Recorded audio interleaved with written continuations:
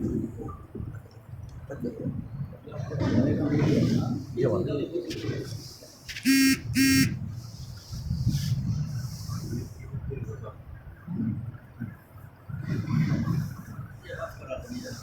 لو، جب اس میں سمجھ زیادہ کرو، دو بھی لے لو۔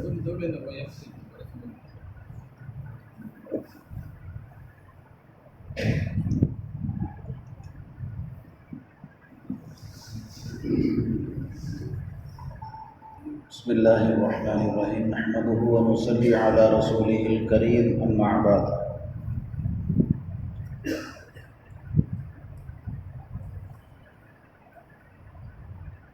قال اللہ تعالی یا ایھا الذین آمنوا اطیعوا اللہ واطیعوا الرسول واولی الامر منکم،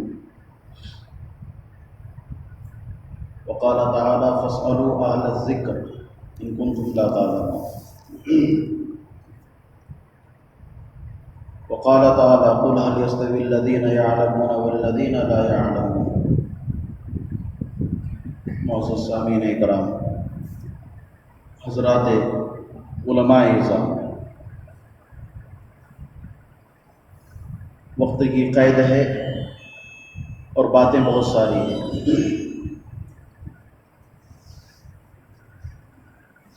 اللہ تعالی ہم سب لوگوں کو حق بولنے، حق سننے اور حق سمجھنے اور حق پر عمل کرنے کی توفیق عطا فرمائے۔ کچھ وضاحتی باتیں ہمارے سامنے،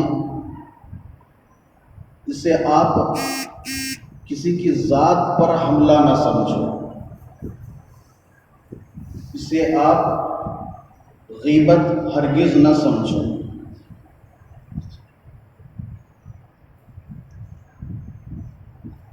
اور یہ بات بھی میں واضح کرتا ہوں کہ ہمارا جو قافلہ قدری سے آیا ہے، حقائق آپ لوگوں کے سامنے پیش کر کے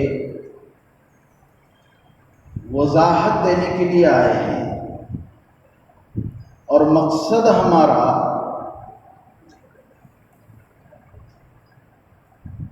کٹے اور بٹے ہوئے ساتھیوں کو جوڑ کر پہلے کی طرح سب کو ایک امت بنانا۔ نہ ہم یہاں کسی کو توڑنے کے لیے آئے ہیں، نہ ہی ہم اختلافات کو ہوا دینے کے لیے آئے ہیں، نہ ہم لوگوں کو تقسیم کرنے کے لیے آئے ہیں،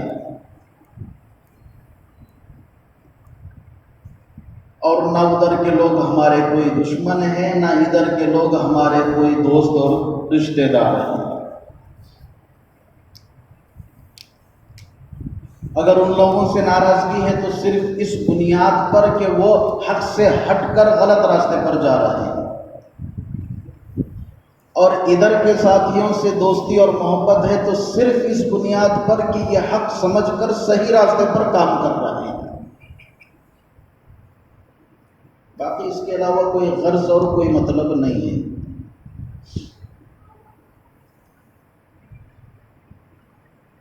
حضرت جی الیاس صاحب رحمۃ اللہ علیہ، مختصر انداز میں چند باتیں میں بتاؤں گا، تفصیلی بات تو الحمدللہ ہمارے جو مفتی نثار صاحب ہیں بہت ساری باتیں آ گئی ہیں۔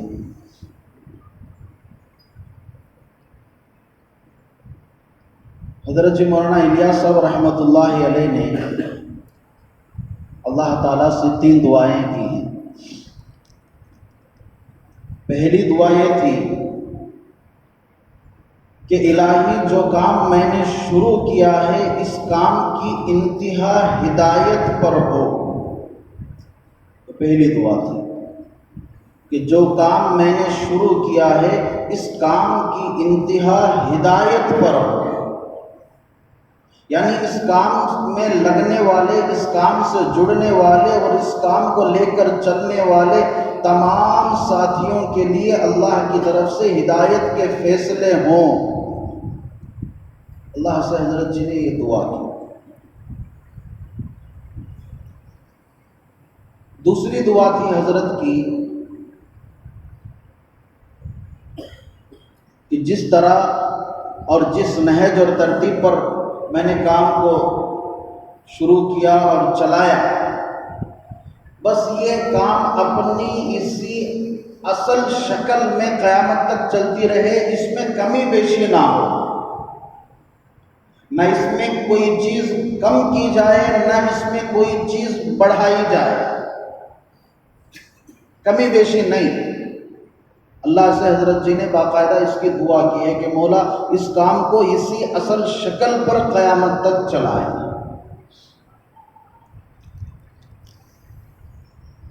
حالات آئے، بلکہ یہ تو بات کی چیز ہے، حضرت جی الیاس صاحب رحمۃ اللہ علیہ کا انتقال ہونے کے بعد آپ کے فرزند حضرت مولانا یوسف صاحب رحمۃ اللہ علیہ جیسے ہی امیر بنے۔ اکابرین میں سے دو بڑی بزرگ ہستیاں جن کو جبال العلم اور یعنی کہ علم کے پہاڑ کہا جاتا ہے، ایک حضرت مولانا علی میاں ندوی رحمۃ اللہ علیہ اور ایک مولانا منظور صاحب نعمانی رحمۃ اللہ علیہ، یہ دونوں حضرات حضرت یوسف جی رحمۃ اللہ علیہ کے پاس آ کر اسی وقت کہتے ہیں کہ اب زمانہ بدلا، حالات بدلے، تقاضے بدلے، ان کاموں کو الگ کرنا چاہیے اور یہ اموروں کو بڑھانا چاہیے۔ یوسف صاحب رحمۃ اللہ علیہ نے ایک ہی جملہ کہا کہ میرے والد محترم نے امانت کو مجھے جس شکل میں سونپ کر گئے ہیں، میں اس میں ہرگز بھی خیانت ہونے نہیں دوں گا، بھلے اس کے لیے مجھے اکیلے کھڑا ہونا پڑے، کوئی ساتھ دے یا نہ دے۔ دو ٹوک الفاظ میں کہہ دیا۔ ناراض ہو کر دونوں حضرات چلے گئے، جس کی وجہ سے لکھنؤ کے علاقے میں چند دن کے لیے کام بھی بند ہو گیا۔ مولانا علی میاں ندوی رحمۃ اللہ علیہ ناراض ہو گئے تھے۔ مولانا منظور نعمانی رحمۃ اللہ علیہ اگرچہ بعد میں انہوں نے رجوع کر لیا، کام سمجھ میں آ گیا، پھر وہ آتے جاتے رہے۔ مولانا علی میاں ندوی رحمۃ اللہ علیہ بھی آتے جاتے رہے، لیکن ان کی ناراضگی اپنی جگہ پر تھی کہ میری باتیں نہیں لی گئی۔ تو کام کے اندر کمی بیشی کو شروع سے ہی لوگوں نے کرنا چاہا، لیکن حضرت جی الیاس صاحب رحمۃ اللہ علیہ کی دعا تھی کہ الہی میرا یہ کام اپنی اصلی شکل میں باقی رہے اور اسی نہج پر قیامت تک چلتا رہے، نہ اس میں کسی چیز کی کمی ہو، نہ اس میں کسی چیز کی زیادتی ہو۔ اس کے بعد بھی حالات آئے 90/5 میں، بڑے حالات، پہلے سے زیادہ خطرناک حالات۔ ان لوگوں نے، ان حضرات نے اس میں کمی بیشی شروع کر دی جو اپنے آپ کو امیر کہلاتے تھے، خود ساختہ، سیلف ڈکلیئر۔ کسی نے امیر بنایا نہیں ہے، خود بن گئے ہیں اور اپنے آپ کے امیر ہونے کا اعلان کر لیے، خود انہوں نے کمی بیشی شروع کر دی۔ جب اس دعا کے بارے میں مفتی کفایت اللہ صاحب رحمۃ اللہ علیہ کو معلوم ہوا تو حضرت جی الیاس صاحب رحمۃ اللہ علیہ سے انہوں نے ایک سوال کیا تھا کہ آپ نے یہ دعا کی؟ کہ ہاں۔ اچھا، اگر کوئی اس میں کمی بیشی کرنے لگے کیا ہوگا؟ تو حضرت جی الیاس صاحب رحمۃ اللہ علیہ نے فرمایا تھا کہ اگر اس میں کمی بیشی کوئی کرے گا تو اللہ تعالیٰ اس وقت کے علماء حق کو بھی کھڑا کرے گا جو اس کام کی حفاظت کریں گے۔ اللہ تعالیٰ میرے اس کام کی حفاظت کرے گا، مجھے ذات خداوندی پر پورا بھروسہ ہے۔ اور تیسری دعا تھی حضرت جی الیاس صاحب رحمۃ اللہ علیہ کی کہ الہی بلا دلیل کہ کوئی آدمی اس کام سے اختلاف کر کے اس کام سے بغض اور عداوت رکھے تو آدمی ہلاک ہو جائے، رسوا ہو جائے، بلا دلیل کے، جان بوجھ کر بھی عداوت، بغض، دشمنی، کام کو بگاڑنا، اختلافات کھڑا کرنا، امت کو تقسیم کرنا، جو بھی ایسا کرے گا کہ تو الہی تو اسے ہلاک کر دے، وہ آدمی رسوا ہو جائے اور ہلاک ہو جائے۔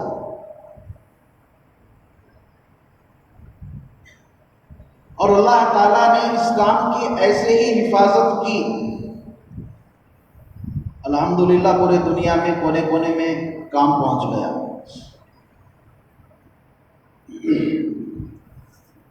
جس نے بھی اس کام کے اوپر انگلی اٹھائی اللہ نے اسے رسوا کر دیا، کیونکہ یہ کام جو شروع ہوا یہ من جانب اللہ ہوا. حضرت جی الیاس صاحب رحمۃ اللہ علیہ نے اپنی مرضی سے نہیں کیا، بلکہ اللہ کی طرف سے اشارہ تھا کرنے کا. ہمارے مفتی نثار صاحب جو بتا رہے تھے اس میں ایک چیز رہ گئی، اجازت ہو تو اسے میں بیان کروں. 1925 میں یہاں کے حالات سے مایوس ہو کر حضرت جی الیاس صاحب رحمۃ اللہ علیہ ہجرت کر کے کہ اب میں ہندوستان واپس نہیں آؤں گا، عرب چلے گئے. 1925 میں مکہ مکرمہ پہنچے. جیسے کہ آپ نے سنا، مفتی صاحب نے بھی بتایا کہ نبی اکرم صلی اللہ علیہ وسلم کی زیارت ہوئی کہ الیاس تم واپس ہندوستان جاؤ اور وہ کام کرو جو میں مکہ کے گلیوں میں کرتا تھا، اللہ تم سے کام لے گا، تمہاری یہاں نہیں ہندوستان میں جانے کی ضرورت ہے. کہا کہ میں کیسے کام کروں؟ جیسے میں مکہ کے گلیوں میں کرتا تھا. کیا کرتے تھے؟ مکی آیتوں کو اور مکی صورتوں کو پڑھو، سمجھو، غور کرو، سمجھ میں آ جائے گا. بڑے متفکر اور پریشان مکہ سے مدینہ طیبہ پہنچے. اس وقت میں مدینہ مسجد نبوی کے جو احادیث کا درس کا حلقہ لگتا تھا، حضرت مولانا سید احمد صاحب مدنی رحمۃ اللہ علیہ تھے ذمہ دار. یہ کون ہیں؟ شیخ الاسلام حضرت مولانا حسین احمد مدنی رحمۃ اللہ علیہ کے بڑے بھائی سید احمد مدنی. تھا تو یہ خاندان ہندوستان کا ہی، لیکن ہجرت کر کے یہ لوگ چلے گئے تھے، مدینے میں آباد ہو گئے تھے. بعد میں ہندوستان میں ضرورت پڑی ہے، خاندان ہندوستان میں آیا، جنگ آزادی میں حصہ لیا، اس لیے اس خاندان کو مدنی خاندان کہا جاتا ہے. تو سید احمد مدنی رحمۃ اللہ علیہ اس وقت درس کے جو حلقے لگتے تھے اس کے ذمہ دار تھے. تو مدینے کے قیام کے دوران بھی حضرت جی الیاس صاحب رحمۃ اللہ علیہ کو پھر خواب میں نبی اکرم صلی اللہ علیہ وسلم کی زیارت ہوئی. آپ صلی اللہ علیہ وسلم نے انہی چیزوں کو دہرایا جو مکہ میں خواب میں بتایا تھا. تو حضرت جی نے اپنی کم بساطی کا اظہار کرتے ہوئے کہا کہ حضور مجھے سمجھ میں نہیں آ رہا ہے کہ مجھے کیا کرنا ہے. تو نبی اکرم صلی اللہ علیہ وسلم نے فرمایا میرے پاس آ جاؤ، میرے پاس آ جاؤ، میرے پاس آ جاؤ. خواب کی تعبیر سمجھ میں نہیں آئی. آ کر حضرت مولانا سید احمد مدنی رحمۃ اللہ علیہ سے اپنے خواب کا اظہار کیا تو انہوں نے خواب کو سمجھ لیا، اور جو وہاں کے مسجد نبوی کے منتظم اور ناظم اعلیٰ تھے ان سے اس خواب کا تذکرہ کیا اور ان سے اجازت لی. مولانا الیاس صاحب رحمۃ اللہ علیہ کو وہاں کے ناظم نے عشاء کی نماز کے بعد جب مسجد نبوی کے سارے دروازے بند ہو جاتے ہیں اس وقت بلا لیا. جب پورا مجمع چلا گیا، مسجد نبوی کے دروازے بند ہو گئے، حضرت جی الیاس صاحب رحمۃ اللہ علیہ کو وہ لے کر گئے. نبی اکرم صلی اللہ علیہ وسلم کا جو حجرہ شریفہ ہے اس کے اندر آپ کو داخل کر دیا. ایک تو جالیوں والی دیوار ہے، اس کے بعد ایک اور دیوار ہے جس پر ہرے رنگ کا سبز قسم کا پردہ پڑا ہوا ہے. چاروں طرف ایک دیوار بنی ہوئی، اس کا کوئی دروازہ نہیں ہے. نبی اکرم صلی اللہ علیہ وسلم کے مزار تک کوئی پہنچ نہیں سکتا. نور الدین زنگی نے چاروں طرف دیوار بنا دی تھی. تو اس جالیوں کے اندر کے حصے میں ان کو داخل کر دیا. 3 دن حضرت مولانا الیاس صاحب رحمۃ اللہ علیہ اسی کے اندر رہے. 3 دن کے بعد باہر آئے تو اللہ تبارک و تعالیٰ نے اور رسول اکرم صلی اللہ علیہ وسلم نے آپ کو کام کا پورا مکمل طور پر القاء فرمایا. یہ پوری ترتیب آپ کے ذہن میں آ گئی. 1926 میں سیدھا بنگلے والی مسجد پہنچے اور آپ نے اس کام کو شروع کیا 1926 میں. تو یہ نبی اکرم صلی اللہ علیہ وسلم کی بتائی ہوئی ترتیب اور اللہ تبارک و تعالیٰ کا بتایا ہوا نہج ہے. اس میں کوئی بگاڑ نہیں لا سکتا. اس پر جو بھی انگلی اٹھائے گا وہ رسوا ہوگا اور ہلاک ہو کر رہے گا. اب حالات ایسے آئے کہ حضرت مولانا سعد صاحب، ایک تو ایک شورا کا مسئلہ ہے، وہ تو مفتی صاحب نے تفصیل کے ساتھ بتا دیا. قرآن شریف، احادیث اور مسائل اور عقائد کو بھی انہوں نے کھیل اور تماشا بنا کے رکھ دیا، جو چاہے کہہ دیا، میری مرضی میں جو آیا میں کہوں، مجھے کون روکنے والا اور مجھے کون ٹوکنے والا؟ میں عالم کا امیر ہوں، میری مرضی، میں جو کہوں وہ اصول ہے، میں جو بتاؤں وہی ترتیب ہے۔ شریعت مطہرہ کو امت کے سامنے بگاڑ کر رکھ دیا۔ تفسیر بالرائے، احادیث کے اندر تحریف اور مسائل کے بیان کرنے میں، مسائل کا بیان کرنا جماعت کے تبلیغی نصاب کا حصہ ہی نہیں ہے۔ حضرت چلیا صاحب رحمۃ اللہ علیہ نے اپنے بھتیجے کو حضرت شیخ الحدیث رحمۃ اللہ علیہ کو جو کتاب لکھنے کے لیے کہا، دعوت و تبلیغ والے ساتھیوں کے لیے نصاب مقرر ہو، تو حضرت نے یہ فرمایا تھا کہ بیٹے فضائل لکھنا صرف مسائل نہیں لکھنا ہے، مسائل کے لیے علماء امت موجود ہیں، مدارس موجود ہیں، عوام کو، امت کو جب بھی مسائل درپیش ہوں گے وہ علماء سے رابطہ جوڑیں گے، مدارس سے تعلق جوڑیں گے، وہاں اپنے مسائل کا حل لے لیں گے۔ تم دعوت و تبلیغ والے نصاب کے لیے ایسی چیزیں کتاب کی شکل میں دو جس میں صرف فضائل ہوں۔ چنانچہ اس کتاب کا نام ہی رکھا گیا فضائل اعمال، مسائل اعمال نہیں، کیونکہ دعوت و تبلیغ والے عوام کے لیے، ساتھیوں کے لیے مسائل میں جانے کے لیے سختی سے روکا گیا ہے کہ فضائل کی بات کرو، وعدوں کی بات کرو، وعیدوں کی بات کرو، اللہ کی طرف سے خوشخبریاں امت کو سناؤ اور اللہ تعالیٰ کے عذاب اور پکڑ سے ڈراؤ، فضائل بیان کرو، مسائل میں جانا ہی نہیں، وہ علماء کا کام ہے، وہ وقت کے مدارس کا کام ہے۔ لیکن انہوں نے مسائل کے اندر بھی چھیڑ خانی کی اور غلط سلط مسائل بیان کر دیے۔ ہم اہل سنت والجماعت کا عقیدہ ہے، مسلم عقیدہ، جس کا یہ عقیدہ نہ ہو وہ مومن ہی نہیں۔ کیا ہے ہمارا عقیدہ؟ حضرات انبیاء کرام معصوم عن المعصیہ، یعنی گناہوں سے معصوم ہیں۔ گناہ اور غلطی کرنا تو دور کی بات ہے، حضرات انبیاء کرام کے دل و دماغ میں گناہ کرنے کا خیال اور تصور بھی نہیں آتا۔ یہ ہمارا عقیدہ ہے۔ انبیاء کرام گناہوں سے معصوم ہیں، صحابہ کرام گناہوں سے محفوظ ہیں۔ جیسے کہ مفتی صاحب نے بتایا، اب وہ آدمی جس نے ذات خداوندی پر ہی نشانہ لگایا ہو تو ان کے لیے انبیاء کی کیا اہمیت؟ جنہوں نے سید الکونین، جو نبیوں کے نبی، رسولوں کے رسول محمد مصطفیٰ صلی اللہ علیہ وسلم کی ذات اقدس پر ہی نشانہ لگایا ہو، دیگر انبیاء ان کے لیے کیا معنی رکھتے ہیں؟ بنی اسرائیل کا واقعہ بیان کیا، موسیٰ علیہ السلام کی شان میں گستاخی کر بیٹھے، اللہ کے کہنے پر کوہ طور پر گئے، حضرت ہارون کو اپنے بعد خلیفہ بنا کر گئے، واپس پہنچنے تک کچھ حالات ایسے بنے، لمبا واقعہ میں بیان نہیں کروں گا اور اس کا موقع بھی نہیں ہے۔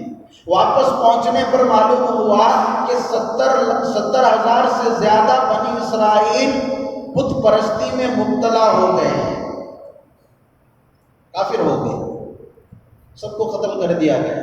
اس واقعے کو بیان کر کے 7.25 سال بلا سوچے سمجھے اللہ کے بندے نے کہہ دیا کہ ذمہ دار تو موسیٰ تھے، امیر تو موسیٰ تھے، امیر کو رہنا چاہیے تھا، امیر نے امت کو تنہا چھوڑ کر علیحدہ چلے گئے اپنی ذاتی عبادت کے لیے، اس کا نتیجہ اور ان کی غلطی کی وجہ سے اللہ نے ان کی امت کو گمراہ کر دیا اور کافر بنا دیا۔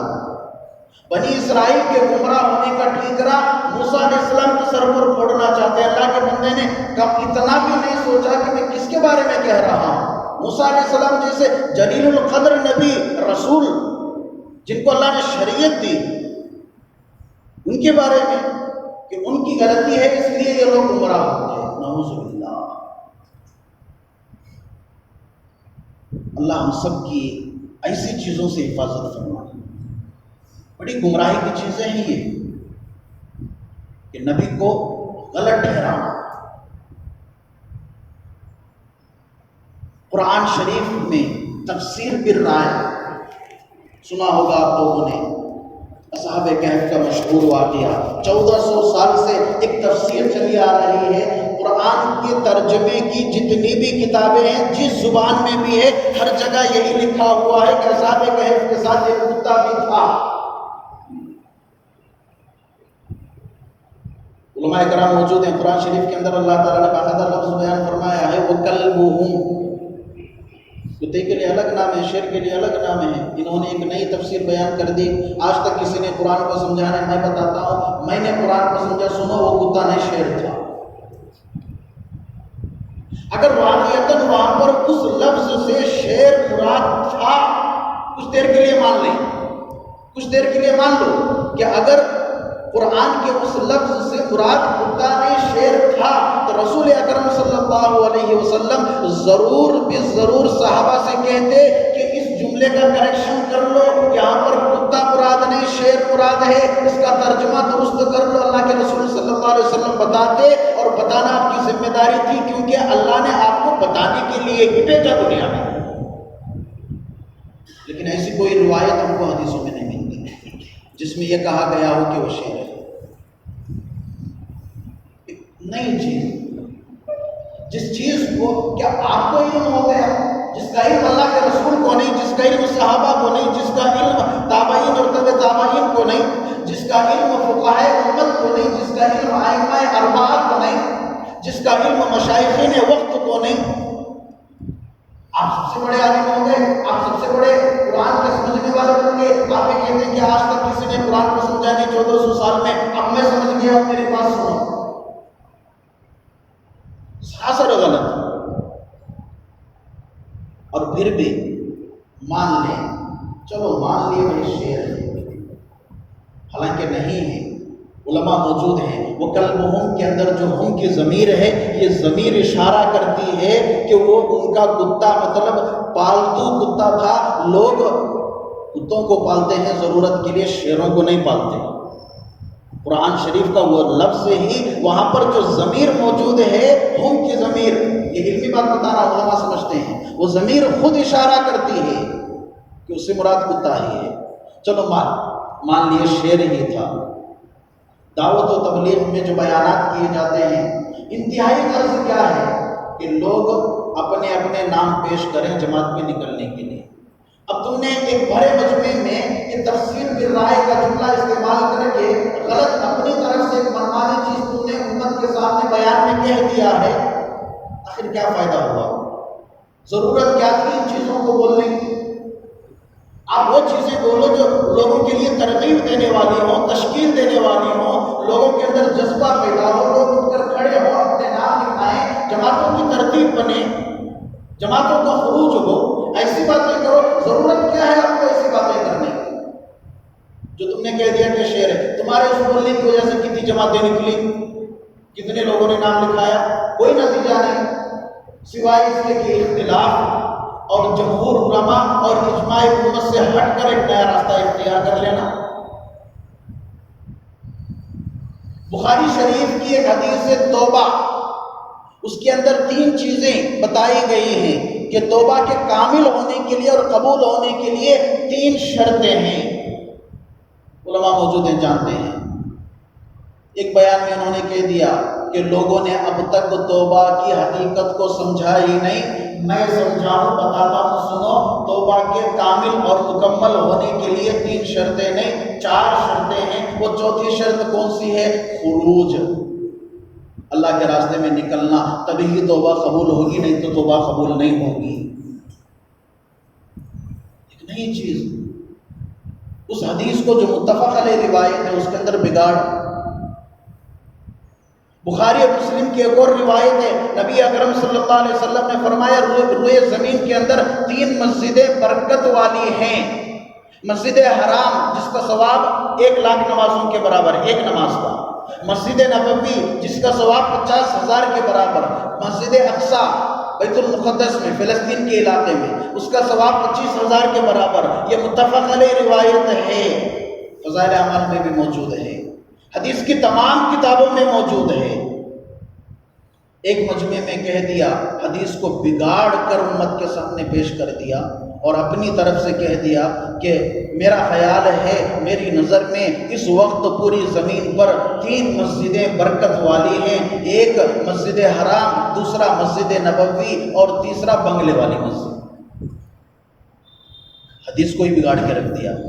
مسجد اقصی جو صراحتاً اور صاف الفاظ میں حدیث کے اندر موجود ہے، اپنی مرضی سے حدیث کے اندر سے اس لفظ کو نکال کر ایک نیا لفظ، اسی کو تحریف کہا جاتا. یہ وہ کام ہے جو یہود اور نصارہ کے علماء نے کیا، جس کی وجہ سے ان کا دین بگڑ کر رہ گیا.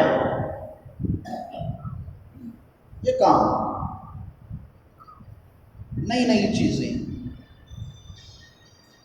ایک جگہ کہہ دیا کہ جو لوگ اجرت لے کر دین کا کام کرتے ہیں وہ دین کا کام ہی نہیں، ان کو ثواب بھی نہیں ملے گا. اجرت لے کر دین کا کام کرنے والے وہ دین کا کام ہی نہیں ہے، ان کو ثواب بھی نہیں ملے گا. اور اس سے آگے بڑھ کر ایک بہت ہی برا جملہ انہوں نے کہا، علماء کی شان میں بڑی گستاخی کی. وہ ائمہ، علماء، حفاظ کرام، مؤذن حضرات جو خدمتیں انجام دے رہے ہیں مدرسوں میں، مکتبوں میں، مسجدوں میں، دینی شعبوں میں، کہا کہ جو لوگ پیسہ لے کر اجرت لے کر دین کا کام کر رہے ہیں، میری نظر میں وہ لوگ جنت میں نہیں جائیں گے، ان کے مقابلے میں ایک زانی اور بدکار عورت جنت میں چلی جائے گی. یہ وہ چیزیں میں بتا رہا ہوں جن کو دارالعلوم دیوبند نے فتوے کے اندر کوٹ کیا ہے.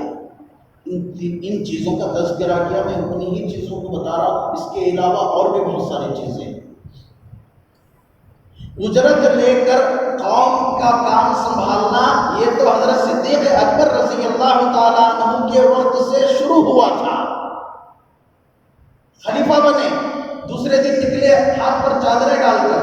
حضرت عمر نے، آپ نے پڑھا ہوگا فضائل اعمال میں، حضرت عمر نے ٹوکا کہ آپ کہاں جا رہے ہیں؟ بازار جا رہا ہوں، کپڑے بیچنا ہے، گھر چلانا ہے، بیوی بچوں کو پالنا ہے. حضرت عمر نے کہا کہ آپ تجارت میں لگیں گے، اب خلیفہ ہو گئے، امت کو کون سنبھالے گا اور قوم کے حالات کو کون سنبھالے گا؟ تو صدیق اکبر نے کہا اگر میں قوم کو سنبھالنے کے لیے بیٹھوں گا تو میرا گھر کون چلائے گا؟ یہ بھی ایک مسئلہ ہے. کہا ٹھیک ہے چلو. مسجد نبوی میں آئے، پورے صحابہ کرام کو جوڑا، تمام جلیل القدر صحابہ موجود تھے.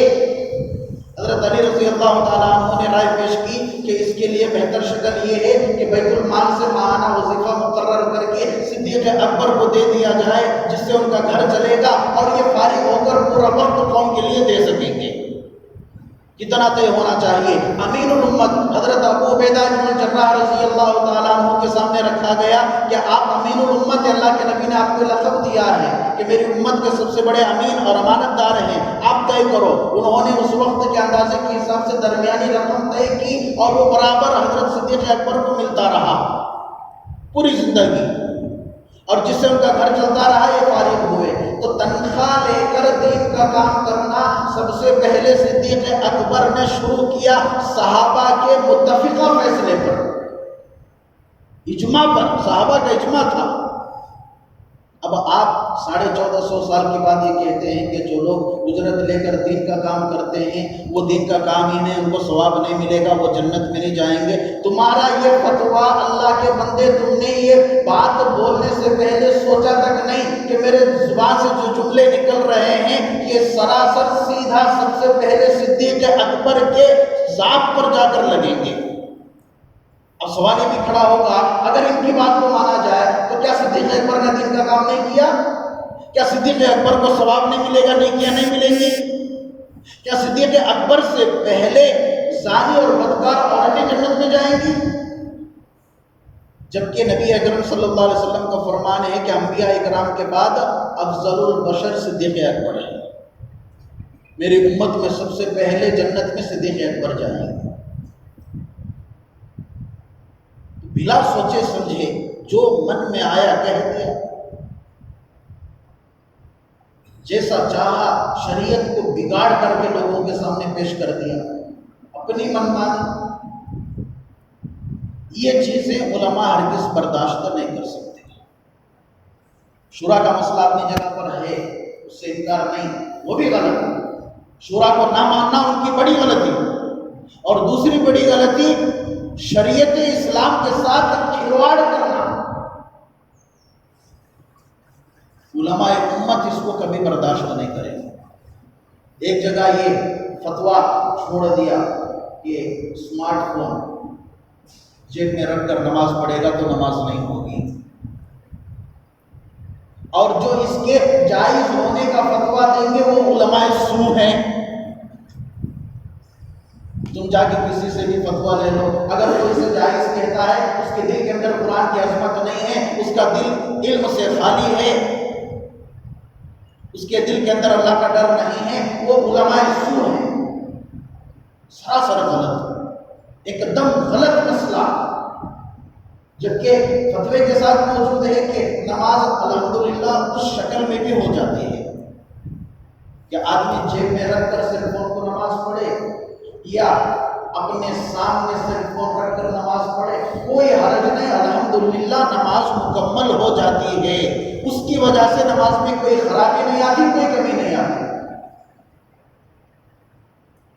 یہ علماء کا اجماعی فتویٰ ہے دارالعلوم دیوبند کا، اور سراسر ان کا کہنے کا مطلب کہ دارالعلوم دیوبند کے مفتیان حضرات بھی علماء سو ہو گئے ہیں جو اس کے جائز ہونے کا فتویٰ دیتے ہیں۔ ایک مسئلہ یہ چھوڑ دیا کہ قرآن شریف کا ایپ ڈاؤن لوڈ کر کے سیل فون میں اگر کوئی قرآن پڑھتا ہے تو اسے قرآن پڑھنے کا کوئی ثواب نہیں ملے گا، بلکہ الٹا گناہ ہوگا۔ بلکہ اس کی تشبیہ جو دی ہے انہوں نے بڑے غلط انداز میں دی، کہا کہ میرے نزدیک قرآن کا ایپ ڈاؤن لوڈ کر کے سیل فون میں اگر کوئی قرآن پڑھتا ہے تو وہ ایسا ہے جیسا کہ منہ دان میں دودھ پینے والا۔ بڑی غلط انداز میں اس کی تشبیہ پیش کی۔ اس طرح کے بے شمار مسائل جو انہوں نے بیان کیے،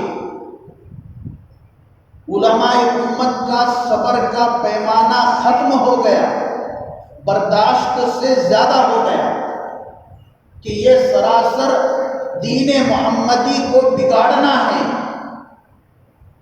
قرآن و حدیث کے اندر تحریف کرنا ہے۔ اب علماء کا فرض منصبی، صدیق اکبر رضی اللہ تعالیٰ عنہ کا وہ جملہ جب نبی اکرم صلی اللہ علیہ وسلم کا انتقال ہو گیا، بہت سے علاقے مرتد ہو گئے۔ کسی نے کہا کہ ہم اسلام پر اس شرط پر رہیں گے کہ فجر اور عشاء کی نماز ہم سے معاف کر دو۔ کسی نے کہا کہ ہم اسلام پر اس شرط پر رہیں گے کہ زکوٰۃ معاف کر دو، ہم زکوٰۃ نہیں دیں گے، اگر آپ یہ شرط مان لیں گے تو ہم اسلام میں رہنے کے لیے تیار ہیں، ورنہ ہم اسلام چھوڑ دیں گے۔ تو صدیق اکبر رضی اللہ تعالیٰ عنہ نے اس وقت کہا تھا کہ خدا کی قسم، رسول اکرم صلی اللہ علیہ وسلم کے زمانے میں جو لوگ اپنے جانوروں کی زکوٰۃ دیتے تھے اور زکوٰۃ میں جو جانور آتے تھے، جانور کے گلے میں جو پٹا یا رسی ہوتی تھی، اگر اس کے دینے سے بھی انکار کریں گے تو ابو بکر اس کو بھی وصول کر کے رہے گا، بھلے ہی ابو بکر کو اپنا خون بہانا پڑے، چھوڑوں گا نہیں۔ اور دین کے اندر کبھی برداشت نہیں، دین تو اپنی اسی اصلی شکل پر رہے گا۔ اور اس وقت ایک جملہ کہا تھا، اَيُنْقَصُ الدِّينُ وَأَنَا حَيٌّ۔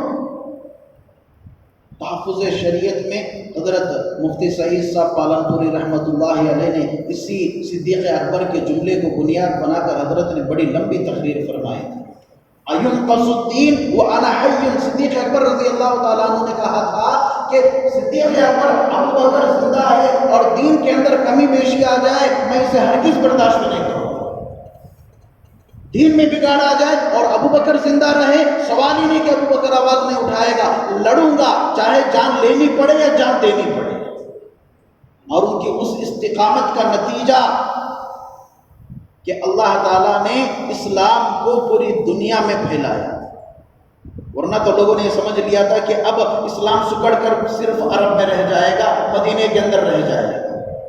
تو علماء کا یہ فرض منصبی کہ اب دین کے اندر بگاڑ کو برداشت نہیں کیا جائے گا۔ کچھ لوگوں نے فتوے بھی لکھ کر دارالعلوم دیوبند کو بھیجے، دارالعلوم دیوبند نے ان ساری چیزوں کی تحقیق کی، ایسے نہیں تحقیق کی، پوری تحقیق کرنے کے بعد جب اس یقین پر آئے ہمارے بڑے کہ ہاں واقعی انہوں نے ایسی چیزیں بیان کی ہیں، تب جا کر فتویٰ جاری کیا کہ یہ ساری چیزیں خود بھی مولانا سعد صاحب گمراہی کی طرف جا رہے ہیں اور امت کو بھی گمراہی کے گڑھے میں ڈھکیل رہے ہیں۔ دعوت و تبلیغ سے جڑے ہوئے پرانے ساتھیوں سے، مقامی علماء سے دارالعلوم دیوبند نے اس فتوے میں واضح طور پر کہا کہ ان کی ذمہ داری بنتی ہے کہ ان تمام چیزوں کو لوگوں کے سامنے کھلم کھلا بتایا جائے، بیان کیا جائے، تاکہ امت گمراہ ہونے سے بچ جائے۔ ہم لوگ اسے ہدایت کا کام سمجھ کر کرتے ہیں کہ ایسا نہ ہو کہ خدا نخواستہ بجائے ہدایت کے یہ کام گمراہی کا ذریعہ بن جائے۔ مقامی علماء کی ذمہ داری دی گئی دارالعلوم دیوبند کے فتوے میں، اور ضروری بھی ہے۔ حالات مشکل ترین ہو گئے، اکابرین کو علیحدہ ہونا پڑا، مجبوری تھی۔ جہاں پر حق والا کام اطمینان کے ساتھ نہیں ہو سکتا ہے، حق والی آواز کو دبایا جاتا ہے، تو ضروری ہے کہ آدمی اس جگہ کو چھوڑے اور ایسی جگہ جائے جہاں کھل کر آزادی کے ساتھ حق والا کام کر سکے۔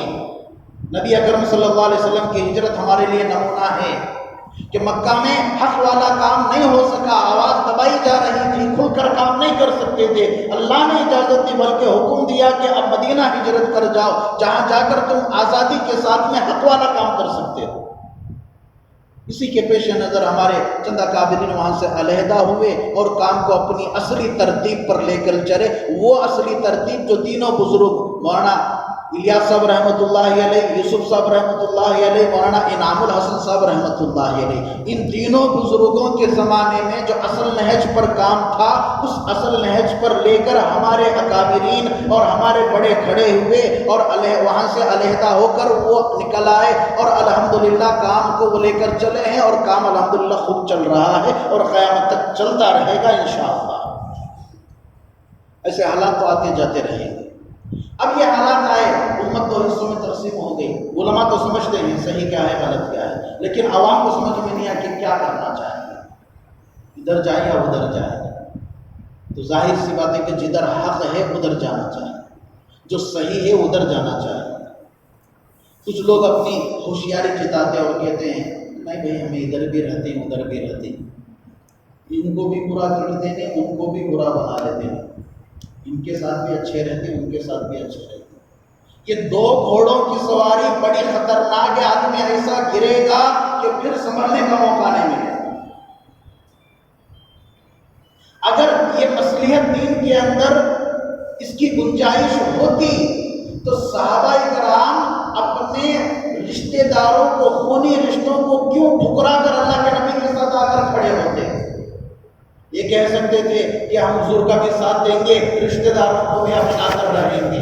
نہیں، باپ بیٹے کا دشمن بیٹا، باپ کا دشمن ایک بھائی دوسرے بھائی کا دشمن۔ صحابہ سمجھتے تھے کہ ساتھ رہ کر کام نہیں ہوگا، جدھر حق ہے ادھر ہم کو کھڑا ہونا پڑے گا۔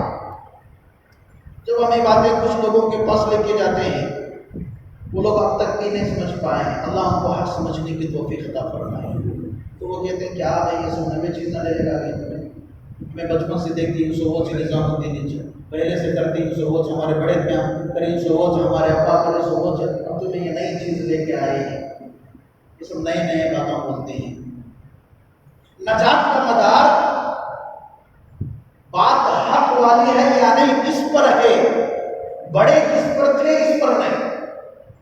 یہی جملہ تھا جو مکہ کے گلیوں میں کافروں نے رسول اکرم صلی اللہ علیہ وسلم سے کہا تھا۔ جب آپ دین لے کر پہنچے تو کہنے لگے کہ یہ محمد ابن عبداللہ نئی نئی چیزیں کیا لے کر آئے ہیں، اس سے پہلے تو ہم نے ایسی چیزوں کو سنا بھی نہیں، دیکھا بھی نہیں، ہماری پوری زندگی بتوں کی عبادت میں گزری، ہم نے بڑوں کو، ہمارے باپ داداؤں کو بھی یہی کام کرتے ہوئے دیکھا، ہم وہی کریں گے۔ محمد جو نئی باتیں لے کر آئے ہیں ہم ان باتوں کو نہیں مانیں گے۔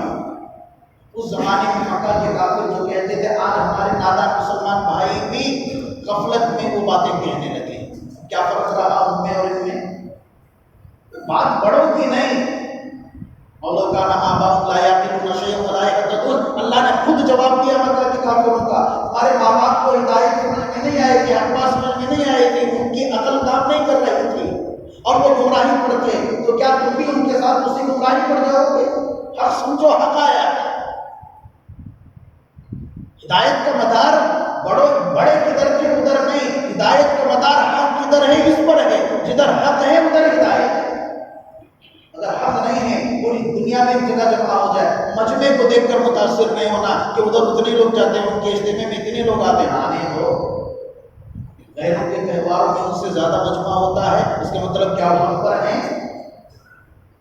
سیاسی لیڈروں کے جلسے ہوتے ہیں، افسانوں کا مجمع ہوتا ہے، کیا وہ حق پر ہیں؟ فلم انڈسٹری کے لوگ آتے ہیں، ہیرو ہیروئن آتے ہیں، لاکھوں کا مجمع ٹوٹ کر آتا ہے، مجمع کو دیکھنے کا کثیر مجمع کا ہونا کیا اس بات کی علامت ہے کہ وہ لوگ بھی حق پر ہیں؟ اب فلم انڈسٹری والوں کو بھی مان لو کہ وہ لوگ ہدایت پر ہیں، کیوں؟ بڑا مجمع غائب ہے ان کو دیکھنے کے واسطے، ان کی باتیں سننے کے واسطے۔ اگر بڑا مجمع ہدایت اور حق کی علامت ہے تو اسلام کی پہلی جنگ بدر بڑا مجمع تو کافروں کا تھا، مسلمان تو صرف 300 تیرہ تھے، وہ لوگ 1000 سے زیادہ تھے۔ بدر کے میدان میں بڑا مجمع کافروں کا تھا، تو بڑا مجمع ہونا اگر حق کی علامت ہے تو کیا آپ اس بات کو مان لیں گے کہ مکہ والے حق پر تھے؟ اگر وہ حق پر تھے تو ساری لڑائی جنگ کی ضرورت ہی کیا ہے؟ ایسا نہیں ہوتا ہے۔ اور دین پر عمل حق کو دیکھ کر کیا جاتا ہے، کسی ایک شخص کو دیکھ کر نہیں کیا جاتا۔ اسلام میں شخصیت پرستی نہیں ہے، یہی شخصیت پرستی آگے چل کر بت پرستی کے راستے کھولتی ہے۔ نبی اکرم صلی اللہ علیہ وسلم کا انتقال ہوا، صدیق اکبر جو تنہا تھے کھڑے ہوئے اور انہوں نے ایک زبردست خطبہ دیا تھا، اس میں کیا کہا تھا؟ سب سے پہلا جملہ، صحابہ کرام اٹھائے ہوئے تھے، دیوانے ہو گئے، اوپر تلوار نکال لیے تھے، جو کہے گا کہ حضور کا انتقال ہوا گردن اڑا دوں گا۔ صحابہ کے دل و دماغ کام نہیں کر رہے تھے۔ صدیق اکبر مسجد نبوی صلی اللہ علیہ وسلم کے اندر پر کھڑے ہوئے کہا کہ یاد رکھو اور سنو، جو محمد کی عبادت کرتا تھا اسے سمجھ لینا چاہیے کہ ان کا تو انتقال ہو چکا ہے، اور جو اللہ کی عبادت کرتا ہے وہ یاد رکھے کہ اللہ تعالیٰ کی ذات حی اور قیوم ہے، وہ زندہ ہے اور ہمیشہ رہے گا۔ شخصیتوں کو دیکھ کر دین کا کام نہیں ہوتا ہے، حق کو دیکھ کر دین کا کام ہوتا ہے۔ شخصیتوں کو دیکھ کر دین کا کام ہو تو شخصیتوں میں سب سے اعلیٰ نبی اکرم صلی اللہ علیہ وسلم، آپ نہیں رہے تو کیا دین نہیں رہا؟ آپ چلے گئے تو کیا حق ختم ہو گیا؟ دین رہے گا اور حق بھی رہے گا قیامت تک۔ کسی ایک کو دیکھ کر نہیں ہوگا، دین کا کام نہیں چلے گا۔ اور جو لوگ یہ کہتے ہیں کہ ہم ادھر بھی رہیں گے ادھر بھی رہیں گے، سراسر غلط ہے۔ اس دھوکے سے باہر آ جائے، ایک طرفہ ہو کر ڈٹ کر کھڑے ہوں اور حق والا کام کریں، اللہ کی مدد اور نصرت ضرور آئے گی۔ دوسرے لوگوں سے متاثر ہونے کی کوئی ضرورت نہیں۔ کچھ لوگ کہتے ہیں ادھر بھی تھوڑے علماء ہی نا، ادھر بھی تھوڑے عالم ہی نا، انہوں بھی بولتے ہی نا۔ عالموں کو پیدا کرنے والی فیکٹری دارالعلوم دیوبند، مادر علمی فیکٹری ہے علماء کو پیدا کرنے والی۔ اگر دارالعلوم دیوبند نہیں ہے تو علماء ہی نہیں ہے۔ جو دارالعلوم دیوبند نے فتوے میں صاف کہہ دیا ہے تو اب کسی اکے دکے آدھے بارانے والے عالم کی کوئی بات بالکل نہیں مانی جائے گی۔ جس عالم کو دارالعلوم دیوبند نے تیار کیا، اس دارالعلوم دیوبند نے جب صاف طور پر فتویٰ جاری کر کے کہہ دیا تو اب دارالعلوم دیوبند کی بات مانی جائے گی، اس عالم کی بات نہیں مانے گی۔ وہ عالم امت کو بھی گمراہ کر رہا ہے اور دارالعلوم دیوبند کے فتوے کے خلاف بھی جا رہا ہے۔ اور ایسے لوگ ہو سکتا ہے ان کے پاس کوئی مجبوری ہو، کسی کو عہدے کی مجبوری ہو سکتی ہے، کسی کو کوئی اور مجبوری ہو سکتی ہے، اپنی مجبوری کی وجہ سے وہ کھل کے نہیں بول سکتے ہیں، ایسا نہیں ہوگا۔ لیکن پھر بھی غلط ہے، اپنی ذاتی مجبوریوں کی وجہ سے لوگوں کے سامنے حقائق بیان نہ کرنا اور حق کو واضح نہ کرنا، یہ امانت میں خیانت ہے۔ اللہ تعالیٰ علماء سے اس کا ضرور سوال کریں گے۔ علماء کا فرض منصبی ہے کہ ہر زمانے میں حق کو واضح کریں، اور یہی ذمہ داری ہم نے لی۔ ہمارے علاقے میں الحمدللہ بڑے اچھے انداز میں اور اچھے نیز پر کام ہو رہا ہے۔ اب کچھ لوگ کہتے ہیں کہ ادھر کے بھی کچھ ساتھی ہیں بھٹکے ہوئے ہیں، ان کو بھی ساتھ میں لے کر چلیں گے، ان کو بھی کام کرنے کا موقع دیں گے۔ ساتھ میں لے کر چلنے کا مطلب یہ نہیں کہ ان کو ان کی ترتیب پر کام کرنے کی اجازت دے دی جائے، ساتھ لے کر چلنے کا مطلب یہ کہ ان کو ہماری ترتیب پر لایا جائے۔ اور یہ ساری چیزیں میں اس لیے بتا رہا ہوں کہ آپ ان باتوں کو سمجھو، موٹی موٹی باتیں انفرادی ملاقاتوں میں ایسے ساتھیوں پر محنت کرو اور ان کو اپنے پاس لے کر آؤ، اپنی ترتیب پر لے کر آؤ، اپنے ساتھ جوڑو، اور کام جو ہمارا شورائی نظام کا ہے وہی کرنا ہے۔ یہ مطلب نہیں، نبی اکرم صلی اللہ علیہ وسلم نے یہ نہیں کہا کہ وحدانیت کی میں دعوت دیتا ہوں لیکن آپ لوگ میرا ساتھ دیں گے تو تم اپنا کام بھی کر لیتے رہو، ایسا نہیں۔ بت پرستی کو چھوڑنا پڑے گا، وحدانیت کی طرف آنا پڑے گا۔ تو یہ ہرگز مطلب نہ لیا جائے کہ ساتھ میں لے کر چلنے کا مطلب ہے کہ ان کو ان کے کام کی اجازت دے دو بھائی انہوں بھی کر لیتے، نہیں، یہ بگاڑ کی طرف جائے گا اور گمراہی کے دروازوں کو کھولے گا۔ ساتھ میں لے کر چلنے کا مطلب ہے کہ ان کو اپنی ترتیب پر لایا جائے، اپنے نہج پر ان کو کام کرنے کے لیے ساتھ میں جوڑا جائے۔ تو یہ ساری چیزیں آپ لوگ اچھی طرح سے سمجھیں اور اطمینان کے ساتھ، دل کے اندر آپ کوئی شک و شبہ نہ رکھیں، اطمینان کے ساتھ حق والا یہ کام ہے جو شورائی نظام پر چل رہا ہے، یہی ہمارے بڑوں کا کام ہے، یہی قرآن و حدیث کے نہج کا کام ہے، اور ہم کو اسی کام پر لگنا ہے اور اسی کام پر محنت کرنا ہے۔ اب کوئی شبہ دل کے اندر باقی نہ رکھے۔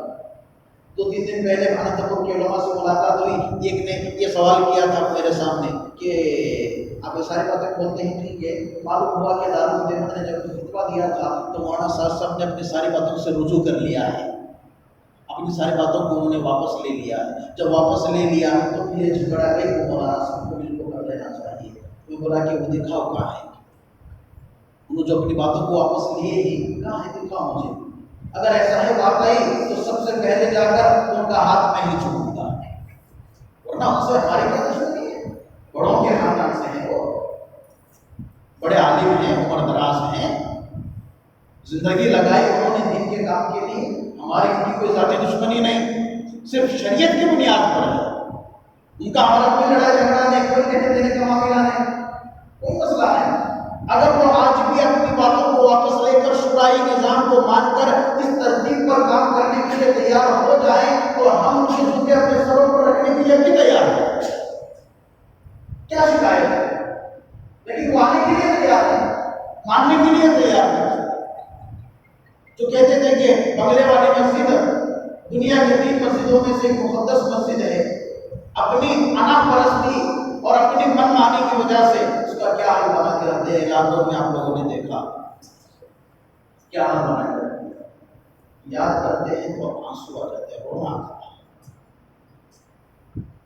طالب علم کے زمانے میں ایک مرتبہ نظام الدین میں کچھ لوگوں کو لگانے کے لیے گیا تھا، میں چھٹیوں میں عشاء کے بعد کھانا کھا کے نماز ہو گئی، پیچھے کے حصے میں جب کھانا کھلاتے تھے، کھانا کھا کے ہم باہر آئے تھے، باہر کھڑا تھا، اس نے کہا وہ ملا جی ادھر آؤ، گیا کہ وہ واقعہ بتا رہا ہوں میرے ساتھ، ادھر آؤ، گیا، اس نے کہا کہ پیچھے کھانا کھلا رہے ہیں، کہ ہاں چل رہا ہے، تو اس نے کہا کہ ایک روٹی کا ٹکڑا آدھا ٹکڑا یا اس کو تھوڑا سا مجھے ملا کے دے دو، کہا کہ آپ چلیے ادھر بیٹھے آرام سے، تھوڑا کہ آپ مکمل کھانا کھا سکتے ہیں، چل رہا ہے، دسترخوان بچھا ہوا، میں نے کہا نہیں جب جا لے کے آؤ۔ یہ طالب علم کا زمانہ تھا، اتنی سمجھ بھی نہیں تھی، میں کہنے لگا کہ آپ اندر میں نہیں جا رہے ہیں، کیا بات ہے؟ تو جب میں بار بار سوال کرتا رہا، سنا تھا میرا، تو اس وقت اس نے کہا کہ مولا جی ہم لوگ اندر نہیں جاتے، جب سمجھ میں آیا کہ وہ غیر مسلم ہیں۔ اچھا ٹھیک ہے، گیا میں روٹی کی روٹی لے کر آیا، آدھی روٹی کو مطلب اس نے رکھ لیا، آدھی روٹی مجھے دے دیا اور کہا کہ مولا جی شکریہ تمہارا۔ پوچھا کہ کیا بات ہے؟ پوری روٹی لے لو، کہا کہ نہیں ہمارے پاس روٹیوں کی کمی نہیں ہے مولا جی، میں روزانہ یہاں پر آ کر آدھی روٹی لے کر جاتا ہوں تاکہ میرے گھر میں بھی برکت آئے۔ ہمارے پاس روٹیوں کی کمی نہیں ہے، بہت ہے ہمارے پاس، میں روزانہ اپنی دکان بند کر کے گھر جاتا ہوں تو یہاں سے آدھی روٹی کا ٹکڑا لے کے گھر جاتا ہوں تاکہ میرے گھر میں بھی برکت آئے۔ غیر مسلموں کا بھی ایسا عقیدہ تھا اس وقت، ادب و احترام کا یہ حال تھا، آج جا کر دیکھیں 2 دن پہلے کی بھی تصویریں موجود ہیں، ویڈیو موجود ہیں، بنگلے والی مسجد بند پڑی ہے، وہاں پر کوئی پوچھنے والا ہی نہیں، نہ امیر کا کچھ پتا ہے نہ مرکز کھلا ہے، تو اب کس کے تابع ہو کر آپ کام کریں گے؟ کس کی ماتحتی میں کام کریں گے؟ کہاں ہے آپ کی ترتیب؟ کہاں ہے آپ کا نہج؟ کہاں ہے آپ کے امیر صاحب اور کہاں ہے آپ کا مرکز؟ وہ تو مرکز کھلا ہی نہیں۔ وہاں کے ساتھیوں نے بتایا کہ آج بھی ہمارے نماز کا وقت ہوتا ہے تو 2 پولیس والے آتے ہیں، چابی لے کر تالا کھولتے ہیں، مؤذن جا کر اذان دیتے ہیں، گنے چنے جن لوگوں کو طے کیا وہ 4-5 آدمی جا کر نماز پڑھتے ہیں، نماز پڑھ کے واپس آتے ہیں، پولیس والے تالا ڈال کر کے چابیاں اپنے ساتھ لے کر چلے جاتے ہیں۔ مولانا صاحب آپ نے کیا کر دیا؟ امت کو کس قضیے میں ڈال دیا اور کام کو آپ نے کتنا رسوا کر دیا۔ مولانا صاحب کی والدہ نے پچھلے دنوں میں کورٹ میں ایک پٹیشن دائر کی ہے کہ اندر ہمارا بھی گھر موجود ہے، مسجد نہیں گھر بھی موجود ہے، حکومت اجازت دے، چابیاں کو تالے کھولے، چابیاں دے، ہم اپنے گھر جانا چاہتے ہیں۔ کس جگہ پر لا کر آپ نے کھڑا کر دیا؟ کیا شان تھی، کیا عظمت تھی، کیا احترام تھا، اور تم ایک آدمی کی منمانی کی وجہ سے امت 2 حصوں میں تقسیم ہو کر رہ گئی، صرف تمہاری وجہ سے، صرف ایک آدمی کی وجہ سے۔ مولانا الیاس صاحب رحمۃ اللہ علیہ پانی پت کو ایک جماعت لے کر گئے، وہاں کے ایک بڑے گنڈا قسم کے آدمی سے ملاقات ہوئی، باتوں کا اثر ہوا، اس نے عشاء کے بعد دعوت کر دی کہ اپنی جماعت کے ساتھیوں کو لے کر آنا۔ پھر بعد میں خیال ہوا کہ رات کا اندھیرا، اپنے چھوٹے بھائی کو بھیجا کہ جا کے مولوی صاحب سے کہو کہ مغرب کے بعد آ جائیں۔ وہ بھائی نے جا کر بتا، وہ بھول گئے، یاد نہیں رہا۔ وعدے کے مطابق اپنے ساتھیوں کو لے کر عشاء کے بعد پہنچے۔